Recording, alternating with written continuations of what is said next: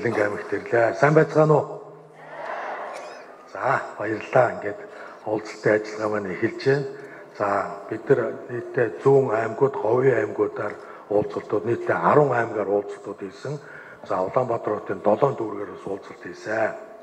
Би шудраг үзэл бодлоо илэрхийлье. Өнөөдөр Монгол улсыг ерөнхийдөө би хөгжих сүнжээ гэж боддгоо. Уучлаарай хүмүүсээ тий. Тэгэхээр зэрэг өнөөдөр хамгийн түрүүнд офшорштыг шалгая. Мөнгөний хураа. Тий. Яагаад гэвэл би үнэн амьдралаасаа ярив. Би офшорштыг үзэн ядж байна. Өстөө мөнгө тэр мөр хулгай хийж өнөөдөр улсны дордуулчаад яагаад зүгөө тэд явах ёстой. Миний нэг хүү өнөөдөр хар багасаа хулгай хийсэн үнэн амьдралын хүн төгслөөс би 6 хүүхэдтэй 90 онд нөхөр нь асууж өнжилсөн амьдрах ямар ч төгсөхгүй болсон тухайд миний 6 хүүхэдэд ямар нэг төрлийн харамж хөгдөм үзэнг байгаагүй би өргөцгөөсөн ажилгүй хүнд болсон хэдэн хүүхэд нь өөс хаалгүй болсон өвгөө зарим хүүхэд нь хулгай хийж гисэн нэг хүү ялхам хулгай ихэд шаран чинүүх шаран гэж шаран хийдэг үнэн хүүхдийг гадараас гисэн үнэн тий. Тэгээ шоронгоос гараад ирэхэд нь маргаашаас нэгэд цагтаа амарлын үзүүлдэггүй. Хаа улгай энэ хаа булга гарна. Нөгөө дондгоо толмаа гэдэг шиг миний үг чиштэй дэрдэг. Экстрагад миний үг эвдсэн. Өнөөдөр миний хүү 500 мянган төгрөгийн хохиролтой хүний төлөв сулгай ичгээд тэрийг замдаад хийчихэд өнөөдөр яд эдэлж байгаа. Гэвч миний хүү өнөөдөр тэр хойрхонтой ажил ял хийгээд тэр телевизээр төлцсөн байгаа миний хүү. Тэгэхэд яагаад авшаашууд өнөөдөр энэ дэлхийд жаргадаа эдэлж явах ёстой. Ийм учраас арсатыг өнөөдөр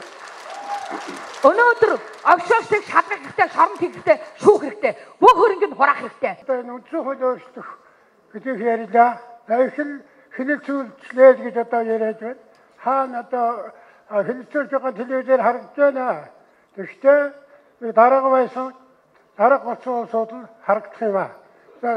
Өөрчлөх гэж байгаа юм бол төслөө бид нар хүн болгоны гар дээр төслөө тавих ёстой байсан. Тийм байхгүй. Энэ улсад төслийн харсан хүн байна уу юм мэдэхгүй. Ингэж үндсэн хуулийг өөрчлөхгүй хаа. За үндсэн хуулийг бол өөрчлөх болно л да. Өөрчлөлмөр юм байгаа. Юу байна вэ гэхээр эх хурлыг тарах асуудал. Ерөнхийлөгч эх хурлын дараа хоёр зөвшөлтөд ярилцаад тарах байж болно гэсэн нэг заасан. Энэ ингээд эх хурлын дарга чинь тэгж одоо болчих тарахгүй болсон гэдэг. Ингэж хэлэх эх хурлын дарга байх юм уу? Хоёрдугаар эх хурлын гишүүд өөрснийхөө санаачлагаар бид одоо чадах байлаа. Одоо бид нар тарьяа гэсэн. Ийм салдаар одоо тарах ёстой. Ийм хоёрхан вариант л байгаа.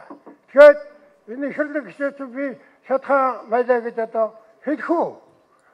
Одоогоо хийгээл нөгөө ясуугүй байдлаа гаргаад яаж ч байсан бид нар тарьяа юм бол байхгүй байх би бодож байна. Тийм учраас эх хурл тархах асуудалд одоо эх хурлын хуулинд байд юм уу? Үндсэн хуулинд байд юм уу? Ард сонгогчдын саналыг одоо сайн оруулж тусгаж өгмөр байна. Бид нар чинь сонгох эрхтэй өшөө эрх алга байна шүү дээ. Эх хурл харах эрх алга. Зөвхөн сонгоно өөр юм алга. За тэгээд эх хурлын талаар ярихад ер нь манай эх хурлын гишүүдийн олдоод байгаа юм биш үстэй. Яа телевизээр одоо хуралдааны хараалахад 48 хүн 51 2 3 хүн ийм л эрстэй байх юм байна шүү дээ. Та нар одоо зарим нэг надад гоохтой хурлыг ажиглаарай. 20 гаруй хүн хаана явдгийг. Би бол зориуд сайн ажиглаад байдгийг. Ийм л эрстэй байх юм. За би ерөнхийдөө чандаж нэг хоёр асуудалд явах гэсэн. Нэгдүгээрт нь бол энэ банкны арилжааны банкнуудын зээлийн хүүг бууруулж өгөөч. Ихэнх одоо энэ манай Монголд бол үр зээлгүй хүн гэж бараг байхгүй. Арилжааны банкуудын хүүн маш өндөр. Тэгээд ихэнх нь гадаад иргэд нийтдээ ийм банкуудад бид нар айгүй мөлжлүүдэд монголчууд өстөнөр үнэхээр хэцүү байгааг та нэг анхааралтай авч өгөөч гэж энийг хэлсэн. Нэгдүгээрт нь. За хоёрдугаарт нь бол би таныг сонсож байхад зурт радиогоор офшор болон нэг иргэн нэг зэрэг нэг иргэн гэсэн бас том төсөл хөтөлбөрүүдийн зөндөө ярьдаг. Тэр төсөл хэлбэрүүдээ яагаад хэрэгжүүлж газар дээр буулгахгүй байгаа юм бэ гэж асууж байгаамаа. Тэгээд энэ бас яг зурд радиогоор харж байхад их хурал татгаас тавиад байх шиг байгаа гэж харагддаг надад. Гэхдээ бид таныг сонгосон ард түмэн, ард иргэд чинь бол ард чинь байгаа шүү. Тэгээд бид нар шаардлагатай бол бас дэмжиж танд тусалж өгнө шүү. Та бас нэлээд зангарагтай байж ажлаа сайн хийж өгөөч гэж бас хүсэл тавих гэж байна. За баярлалаа. Танд ажлын амжилт хүсье.